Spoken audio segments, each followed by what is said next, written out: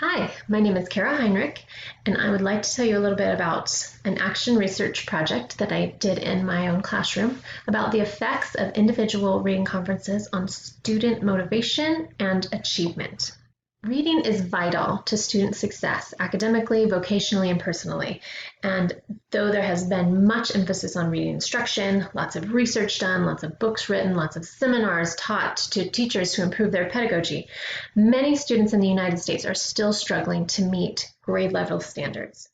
So this study will examine whether individual reading conferences improve student reading achievement based on a variety of different measures.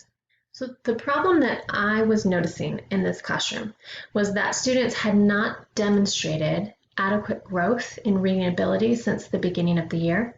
And this could be that reading instruction had been conducted in a whole class or small group setting. Utilizing these traditional instructional methods may not provide the opportunities to meet individual students' unique needs. So the purpose of this study was to determine if conducting individual reading conferences with students improved their reading motivation, their reading behaviors, and reading achievement while not taking too much instructional time from other important curriculum subjects. So my research questions were, does conducting individual reading conferences with students improve student reading motivation, appropriate selection of reading materials, and student reading behaviors? And is implementation of these conferences feasible within the time constraints of the school day? While I was studying for this, I was shocked to find that students across the United States are not meeting grade level standards. The National Assessment of Educational Progress found that 2/3 of students in the United States do not have adequate reading skills to meet grade level educational demands. Lower literacy is strongly correlated with lower income and higher unemployment later in life. And the reading achievement of students who fall behind their peers in early elementary grades is a good predictor of future educational outcomes. Because there is so much literature on reading instruction and so many research studies on this, I narrowed my research to a few topics that I thought would be applicable to this study. And one was student motivation. Motivation is based on a number of factors. One is the student's self-concept of themselves as readers, their interest in the books that they're reading or the educational activities that they are asked to do, and the value that they place on those activities. So if any one of those factors is low, that can affect students' motivation. And motivation tends to decline as children age, according to Unruh and Schlockman in a 2006 study. Reading motivation in 5th grade is a significant predictor of reading achievement by 8th grade, and high intrinsic motivation and high self-concept lead to higher engagement and participation in reading activities. It's because reading motivation is such an important factor in how willing students are to participate in reading activities and to practice reading. It should be a focus for teachers as well. Another thing that I studied was conducting individual reading conferences. This has been used widely, and there's a lot of research that exists about how they can be implemented and what are the benefits. But I want to focus that reading is very personal, and a reaction to text will vary widely between individuals. So the way one student reads and comprehends and applies and relates to what the author has written will be very different than the next student. And conferences can provide opportunities for teachers to assess individually the student's needs, the student's abilities, the student's motivation, and that provides opportunities for goal setting with individual students, and gives the chance for teachers to provide individualized supports for those students. Another thing that I looked into was how to assess students' motivation and needs. Because motivation and because needs are very widely between individuals, and there are a lot of factors that go into them, teachers should use a variety of different assessments when they are trying to understand more about the student as a reader, and this will give a more complete picture of the student's abilities and needs. This research was conducted in my third grade classroom, where reading conferences were conducted with every student once per week for a 4-week period, replacing whole class and small group reading instruction from their basal reading textbooks. Pre and post surveys were given to the students and parents to gauge their reading motivation, their reading attitudes, and reading behaviors both in class and at home. And pre and post reading comprehension assessments were also administered to the students. Data was collected in a number of ways, both the pre and post surveys that were given to the students and the parents before and after the research period. Reading comprehension assessments were regularly scheduled throughout the year, and one fell directly before the research period and one was directly after. I took field notes while conducting the conferences with the students to compile a file on each student with the conversations that we had, their oral reading ability, their recall, and just how they seemed to feel about the process. So all of that went into files for each student. And I also wrote reflections every day after the kids were gone for the day about the process and what I thought that went well and what could be tweaked to make it better so that the students benefited from this process.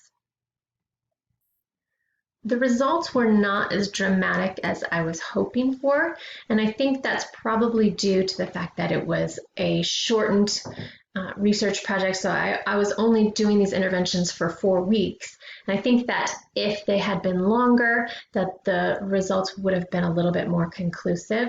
But having said that, there were some things that did change, and one of those was the students' reading frequency.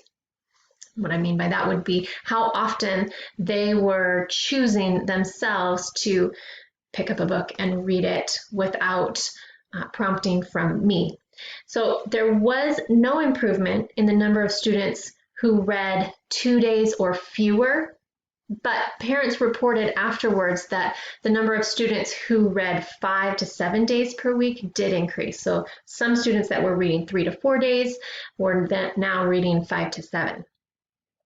There was a slight improvement in the ability of students to select appropriate books for independent reading. And during the course of this process, the amount of students who were reading appropriate books doubled during this intervention. And that is probably due to the fact that I was helping them select books. I was modeling how to choose the books, and I was guiding them to find books they were interested in and books that were appropriate to their reading level. From their comprehension assessments, student scores improved from before. They had an average of 74% on their reading comprehension assessment, and then afterwards it went up to an 82%. There was very little change in their reading attitude, both before and after the process. 15 out of 16 students, they either liked or loved independent reading. I was kind of surprised with this on the pre-assessment because of some of the behaviors that I saw during independent reading in the classroom. They were very disengaged. Well, many were very disengaged. They would exhibit things like getting up to go to the bathroom a lot, or switching out books before they finished a book, or just not reading at all. They would be talking to their neighbor or doing something else. So I was surprised that many of them said that they liked to do it, because it wasn't evident from their behavior. But regardless, both before and after, 15 out of 16 students said that they liked or loved it. One thing that was evident throughout this, as I was reflecting on how it was affecting the classroom, was that a reading culture kind of was developing, where reading was valued and books and the students' reviews were shared. Students were excited to finish a book. They were excited to talk about it with their neighbors and share what they had read. And one student was waiting with bated breath for another student to finish the book so that they could read it, and then they would talk about it. So it was kind of exciting to see that students were getting more and more excited to read independently and then talk about what they were reading. So that was a big benefit. And afterwards, on the students' post-assessments, they were overwhelmingly positive about the conferences. They really enjoyed meeting individually with me and talking about their books and getting that individual support. They were saying things like, this was fun, great, they loved it. There was one student that said it was okay, but other than that, everyone else, they said that they really enjoyed this process. One of my research questions was whether or not these conferences could feasibly be introduced and conducted during a school day. So throughout these conferences replaced regular whole class and small group reading instruction. And I do think that there is value in the Basel reading textbook and the curriculum and the worksheets. I think that there is value there. So I don't know that conducting these conferences all the time instead of that instruction would benefit students in the long run or not. That might take further study. These conferences took about 45 minutes to an hour per day, which gave me about 5 to 8 minutes with each student per week.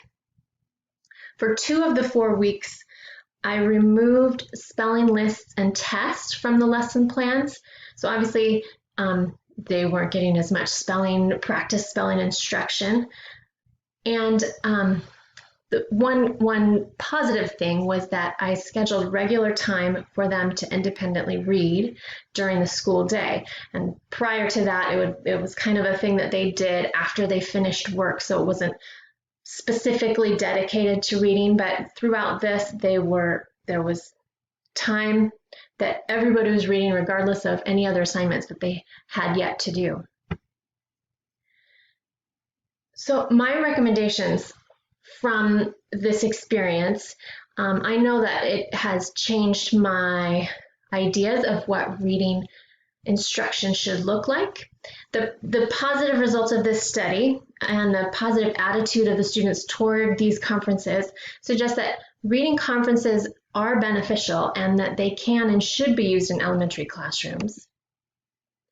I think that one of the most impactful parts of this intervention process was that students were practicing independent reading. They were developing more reading stamina. They were able to practice the strategies that we discussed individually in our conferences. So I think that by itself is something that needs to be included, whether or not you do conferences. That time for independent reading was very valuable. I also think that if you're going to implement these conferences, that you should keep observational notes for your own reflection. I would imagine that conferences might look different from year to year with different group of kids.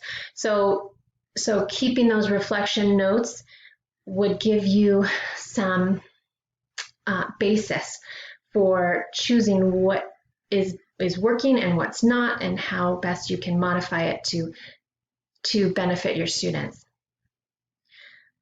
I think that conferences could be done less frequently and still get some of the same benefits. And that could be an area of further study, but I'm imagining that once per month may be sufficient for most students instead of once per week. And that extra time that you free up, maybe you could focus conference time on the students who need it the most. So I think everybody benefited, but struggling students may benefit more and may need more attention. So maybe instead of once per month, maybe they meet with you twice a month, or maybe they do need conferences once per week, but not every student really needed that. Another thing that is important if you're going to implement conferences is having a large library for kids to select books that are interesting and at their appropriate reading level. I have a good amount of books in my classroom, and without that, these interventions really would not have been possible. So having a large library is important. Thank you for watching. I hope that you have found this helpful. If you are an elementary or language arts teacher who is looking for ways to meet the individual needs of your students, conferencing can be a great way to assess and address those individual needs with appropriate tailored support so that each student can work towards achieving their potential. Thanks.